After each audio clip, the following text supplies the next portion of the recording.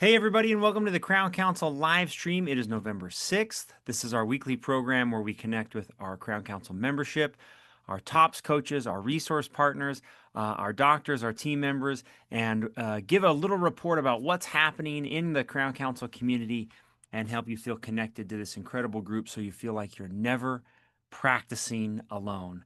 I've got a few housekeeping items, specifically the annual event. I want to share with you my desktop. You're going to look at crowncouncil.com. And in crowncouncil.com, we're going to go to My Directory. So you can log in here. You can go to My Directory.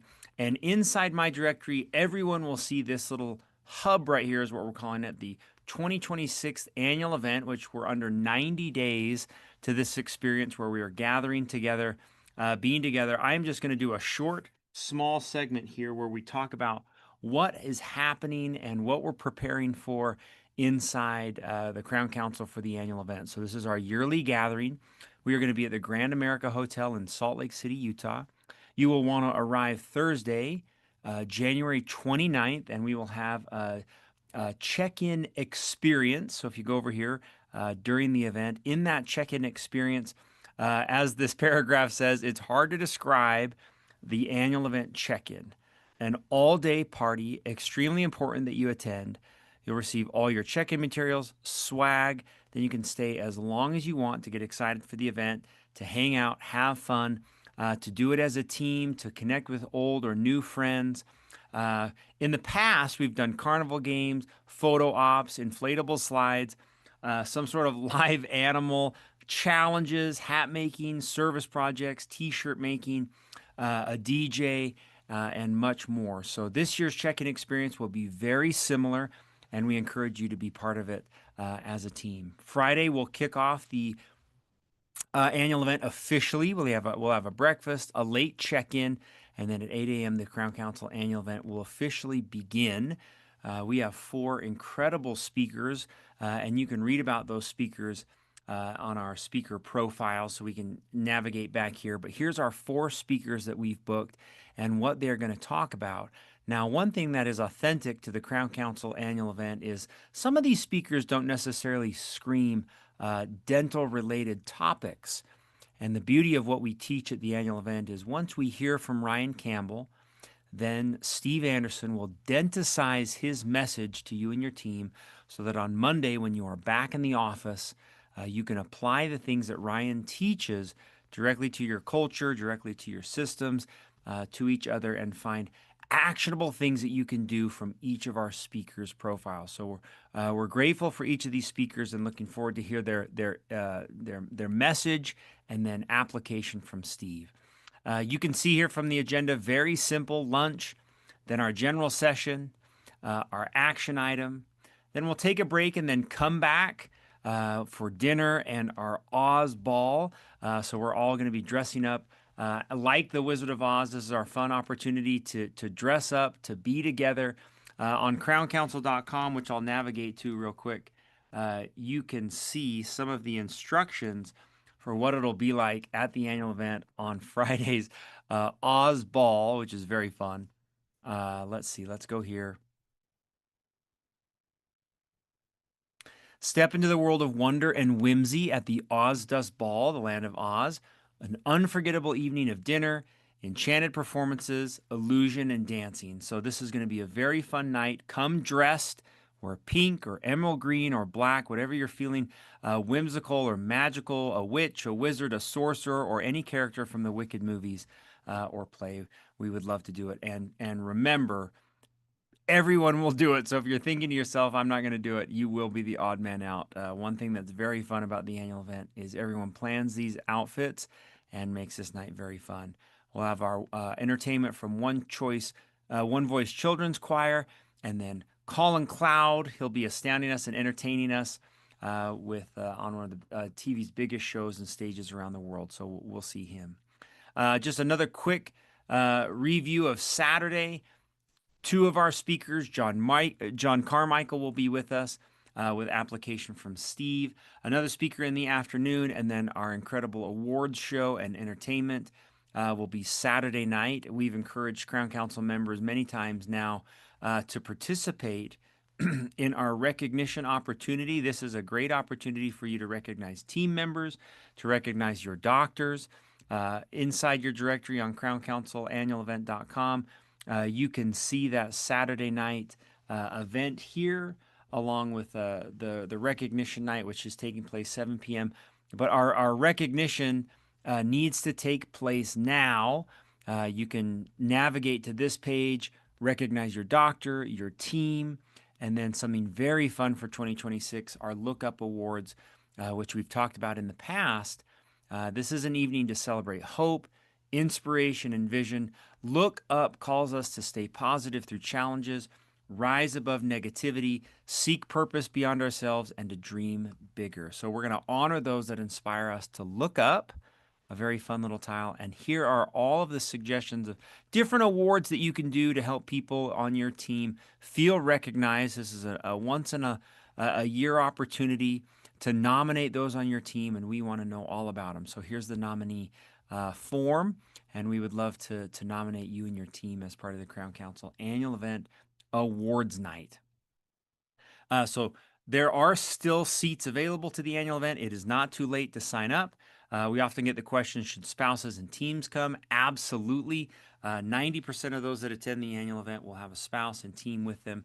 So it is definitely a team building and even family building with a spouse event, and we would love to have them. All right, very good. All right, we've got two guests as part of the live stream today. Our first is Tanya Bailey, coach for for TOPS, one of our great culture coaches. I know Tanya wasn't in an office, but she had the ability to join us and teach some principles about culture, about systems, and some of the things that she teaches when she goes into practices one-on-one. She is a TOPS coach, which means she's on the road all the time, in offices, working, practicing, and teaching. One of our incredible resources. You can go to totalpatientservice.com to talk to the coaches and to connect with Tanya about having her come into your practice. All right, everybody, welcome to the Crown Council live stream. Welcome, Tanya Bailey. Hey, Tanya. Hi, Stuart. So good to see you. You too. If you don't know who Tanya is, TOPS practice advisor and coach, but you are not in a practice today. Tanya is getting ready to travel and working on some virtual training.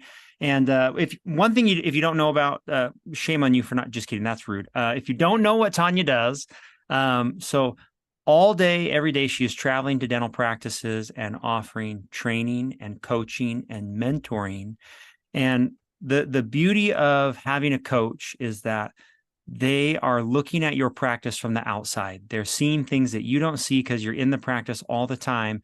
And not only that, but Tanya has so much experience looking at multiple practices, different practices about what's working, what's not working, maybe toxic things that you can't see as a dental professional or as a team member that she can come in and with her professional skills help you with. So that is why it's always fun to bring Tanya on, or any of our TOPS coaches on, is to help share some of the things that they are seeing the best dental practices doing across the country. Tanya, before we get started, Yes. What's happening in your life? Any good updates? Well, gosh, I've been on a little tour across the country, going in practices as usual. And in spite of what you may be seeing on the news, the business of dentistry is thriving. Cool. I just had a great conversation with Crown Council Dr. Karen Williamson yesterday.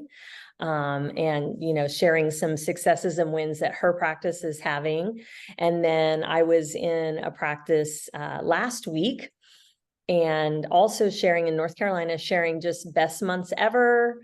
And I love hearing that, because it's not uncommon for doctors to ask, what's going on with the economy and right.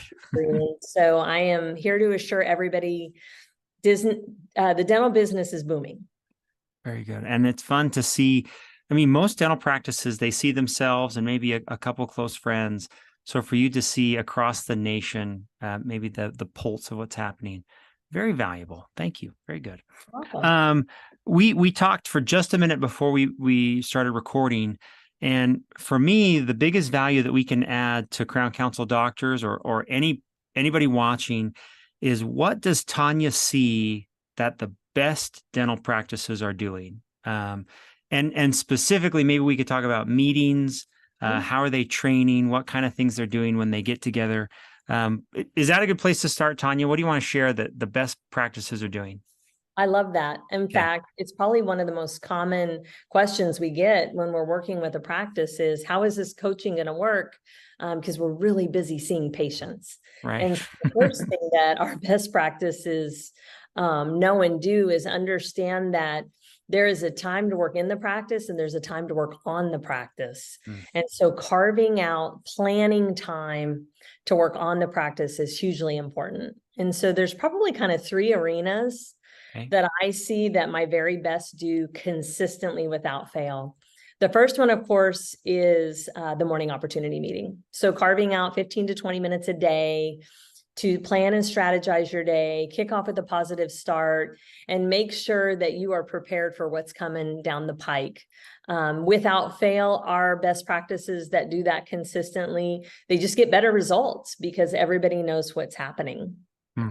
Uh, What can I ask a quick question, Tanya? What is the biggest barrier for that not happening? What is the argument practices make where they're like, listen, we're not doing them. We're not doing those. Well, there's this refrain that I might have heard, which is we don't have time. Hmm.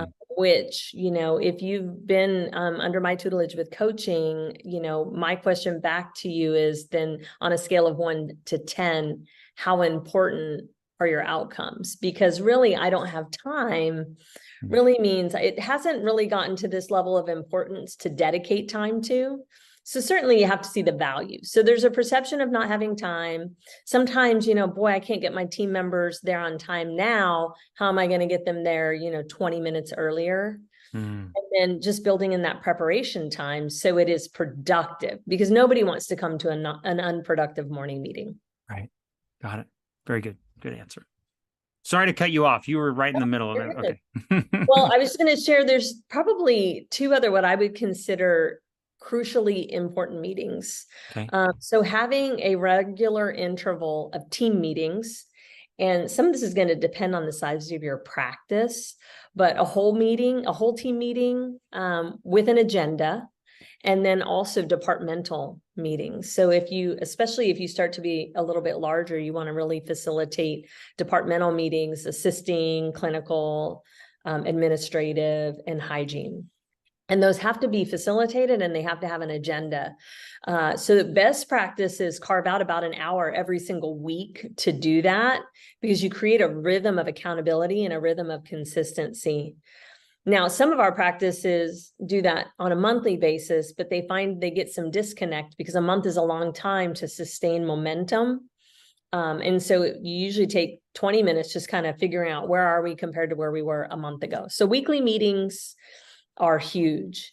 And then the next one, this would be a question for you to ponder. When is the last time you had a leadership meeting? So a leadership meeting would be, of course, an owner doctor, associate doctors, and then anybody on your team that's in a leadership role, whether that's official or not, but collaborating from a leadership standpoint, because one of the most important pieces of leadership is vision. And you can't create a vision when you're working in someone's mouth. So you've got to take time to have regular leadership meetings where you're really thinking multiple steps ahead. What does it look like in a month, in 6 months, in a year? And then what's our strategy to get there? And that's one of the things that I love about what we do at TOPS. That's what our coaching team is always helping all of our practices with, is not just what's happening today or tomorrow, which I do know those are the two most important days in a dental office, but what are we going to be working on next month, 6 months from now, and next year? Nice. And then lastly, yes. when was the last time, doctors, that you had a one-on-one meeting with your treatment coordinator or financial coordinator? So reviewing your statistics on case acceptance, reviewing your total dollars diagnosed and treatment planned, reviewing your percentage of patients that have accepted treatment, and then really collaborating together for the patients that didn't move forward with treatment. Did we miss on closing the treatment, or did we miss on closing financial arrangements? And so that one right there, that one's the secret sauce. My best practices that are consistently producing at comfortable levels with the lowest amounts of stress have regular meetings with their treatment coordinators where they're going through all of those things. Very great. Great advice. I think that the most spoken thing by people who have been on our live stream and on the Mentor of the Month, where they say, me and Steve always ask, if you're going back to speak to young Dr. Stewart, what are you saying to him? Without a doubt, it's, I have great coaches and I'm part of a mastermind group. And so having the outside perspective that you offer, the things that you can share with the team. Tomorrow, if I enter dental school, I don't know how people do without like a coach, without somebody kind of guiding along and offering the outside perspective. So very good. Tanya, I know we have a lot of resources to get people started with morning opportunity meetings, and we've done webinars, full webinars on how to have a great morning opportunity meeting. Right. I'll share those with this recording. Is there any other advice that you would say, here's a great way to get started? Yeah. Gosh, we have so many easy entry ways to get started. I would be remiss if I didn't mention that in about 5 weeks, Total Patient Service will be having our Leadership Academy in Dallas, Texas. And you mentioned the spirit of masterminding, the value of that. So that's essentially a live in-person mastermind with doctors. And then concurrently, we'll have a room full of dental assistants and assisting leaders where we're doing the same thing. And that's just a very easy way to come in and kind of see what that's about. And all of the coaches are there.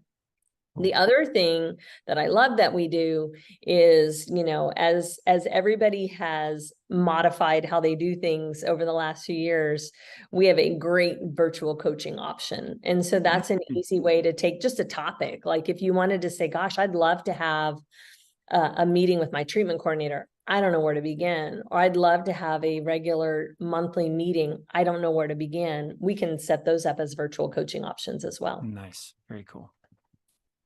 Thank you. Happy to do it. Good luck traveling. Thank you. And hopefully I'll have you on next week or the next week or the next week, because it's always awesome to have you on.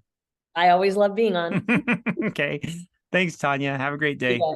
Thanks, you too. Our final guest, Dr. David Howard. We're grateful for David and all that he does to participate in the membership and our Young Dentist program. We're grateful for the short interview we did together. Hopefully you enjoy it, and we're grateful that you joined us today for the live stream. All right. Welcome, everybody, to the Crown Council live stream. Stuart Anderson here with Dr. David Howard. Hello, sir. How are you, Stuart? I'm very today. Good to see you. You're in a very official capacity today. You want to tell everybody where you're working today? So I'm at Roseman University teaching. I'm in the AEGD clinic teaching the residents advanced concepts in dentistry, advanced restorative, and it's a lot of fun working with these young dentists. Very cool. Dr. Howard, all-star member of Crown Council. I met you for the first time in the Young Dentist program. So year after year, Dr. Howard would send the absolute best young dentists to the Young Dentist program. He'd recommend them, and then they'd join. And then we started coming to Roseman to do the instruction here in Salt Lake City. And that's where I met you for the first time, as we would be in the room together and receive kind of David's instruction together. But now I see you at David's aesthetics training and cosmetic training. We see each other the annual event. So it's really fun to be able to connect with you and learn from you. Yeah, it's a lot of fun. We've had a lot of rock stars, students that I've encouraged to join the Crown Council. They've been really good. And I'm a mentor for Dr. Hornbrook. So I'm at his functional aesthetics courses, mentoring dentists there also. It's a lot of fun. Yeah, good. Hey, well, maybe we can start with letting all the Crown Council world know a little bit about your history, where your dental journey started, and maybe how it started. Is that a good place to start? Sure. That's okay, a great place. Let's to do start. it. Yeah. So, my father was he was a lab tech. He owned his own dental lab. And so I started working in the dental lab for my father at a very young age, doing model work and everything else. I think officially, when I really started doing serious stuff was when I was about 12. Okay. And then I had work release in high school every afternoon to go work in the lab and wax crowns and do stuff like that. And I ended up doing that all through undergrad. That's how I paid for my undergrad, was I was still working in that capacity. So it was probably 14 years before I finally went off to dental school. I went to the University of Iowa in Iowa City, Iowa. Felt like I got a great education there. And then I went straight into private practice from there. And I actually was an associate for 1 year and then bought the other dentist out. And so I've been in private practice since 1992 in Beaver, Utah. Okay. And a few years ago, I kind of, as my winding down, coast into retirement type plan, I sold the practice and came to work at the dental school to teach it at Roseman. Okay. And then during COVID, the dentist I sold the practice to vacated. He just left, decided he didn't want to reopen it. And I still owned the building. So had a lot of patients saying, hey, can you help me out here? So I ended up, now I'm kind of driving back and forth, burning a lot of rubber on the highway. Wow. Kind of doing both, a little bit of private practice and still teaching at Roseman. Huh. I didn't know that. I didn't know you were back down working in Beaver. I go to Beaver once a year, drive down to Beaver, Utah once a year to ride the Crusher and the Tusher mountain bike or gravel race, I guess, whatever you want to call it down there. So that's fun. I didn't know you were down there. Very cool. Fun race. I've ridden that race and it's Yeah. pretty grueling. It's pretty grueling. It's Yeah, brutal. That'll test you for sure. Very cool. So besides your dad, any other reason why you chose this profession, or as you look back and you say to yourself, what really got me into this, the influences, the mentors that kind of led you here? Yeah, it's interesting because I had some uncles that were dentists, and I have an older brother that was ahead of me in schooling, and so he went off to dental school. He's 6 years ahead of me in his schooling, and went off to dental school, and then I kind of tried to go away from it. I looked at some other things, medicine, veterinary, and tried to go away from it a little bit. I ended up graduating with a microbiology degree in medical technology with a minor in chemistry, and I was working at Utah Valley Regional Medical Center in Provo, thinking that I found my path in life. Right. And at that time, my brother was starting a practice. He was helping another dentist that had cancer, and that dentist passed away. And so he ended up with both practices. He's like, hey, I need help, go to dental school. And so that kind of brought me back to the dental path. And then there were some things that just fell into line. It was obviously that was the thing I was supposed to do. So I regrouped and went back to the dental profession and went to dental school. And since then, there's been a lot of other things that's really fell into place for me to be able to mentor and young dentists and help out in that capacity. It's been very rewarding. Nice. When you look back on that experience, whether it's with young dentists or even with patients, your team, what do you feel has made the biggest difference for those people that you've worked with? I guess if you're giving advice to a younger doctor or other dentists, what's the thing that you do that has made the biggest difference in your patient's life or your team members' life or these students' lives? Probably the biggest thing I would say is just networking, community. The Crown Council, really joining the Crown Council, going to boot camp. That was back in the Walter Haley, Steve Anderson days, right? When I went to boot camp. So that was a minute ago. But that really changed. There seems to be, especially, I don't know, there seems to be like an isolation effect in dentistry. Maybe it's changing now with all the corporate and everything, but with solo practice, you kind of get stuck and you think you're the only one in the world with these challenges and situations and what to do. And so that community, joining dental groups, mastermind, being part of a mastermind group, being part of like I said, the Crown Council, where, you have an issue, a question, whatever, you can launch a question across the internet and get multiple responses immediately. And you find out you're not alone. You don't have to face things. There's other people that have had similar experiences. They can share their experiences, how they work through it. So I think that's probably, the networking is probably the biggest advice I would give a young dentist. Nice. Is,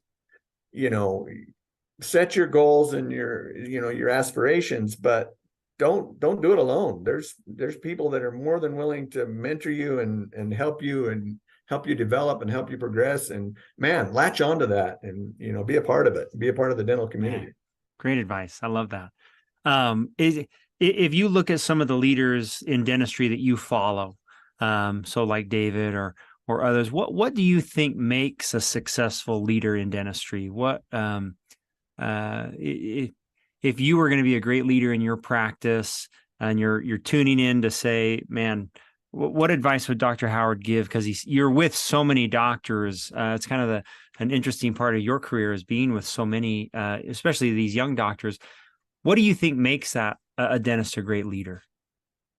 I think the main thing that makes them a great leader is their standards and what they're willing to accept.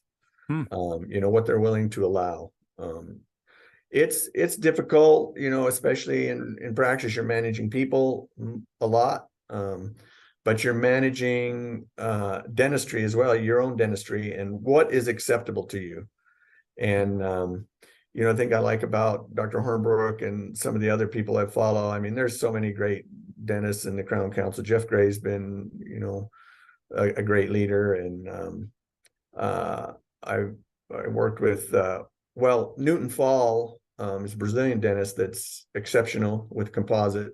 He was a graduate student when I was in dental school, and I was invited to all the Brazilian parties, so kind of got to know a little bit about what he's like and what he does. And what I see in these leaders is basically what's acceptable, what are you going to allow, what are you going to hold to. And I think that's what makes the difference is, do you make excuses? Do you allow this? Or do you say, no, this is my hard line. This is where I draw the line. And this is the direction we're going to go. Really good advice. I've never heard that before when I've asked that question. So very cool. I love that. Can you share some things you've learned working at the university? Some stuff maybe that has presented itself about dentistry as you work with the university? Yeah, it's been interesting when you get, there's a lot of different ideas and different mindsets, and there's more than one way to skin a cat, so to speak, different ways to do dentistry. Nice. So it's an interesting environment in the educational world, because they, especially the administration part, even though most of them are dentists, they look at things differently. I look at things clinically, and in a patient, what's acceptable to me, what would I do on my own mother or my own sister or brother. They look at things, how can we get kids educated through the school system. So there's sometimes a little challenge to match those two, and I think that's where the negotiations happen. But it's been great to be able to associate with a lot of other dentists and see hands-on what clinically experience they've obtained, and be able to share what clinical experience I've obtained as well. Yeah. Would you do it again? Do you enjoy working for the school? I enjoy teaching and mentoring young dentists. I really love that part. Good answer. That was really good. I don't love politics. And there's, it's just like Congress sometimes. There's so much politics in dentistry. I have been a representative. So there's Consortium in Dental Education, is CODE, is what the acronym is for it. But it's association of all the dental educators. Basically, they have it in regions. So we were the Western region. So all the dental schools in the Western region. And we would meet once a year. We would meet, sometimes in Zoom during the year or through email during the year.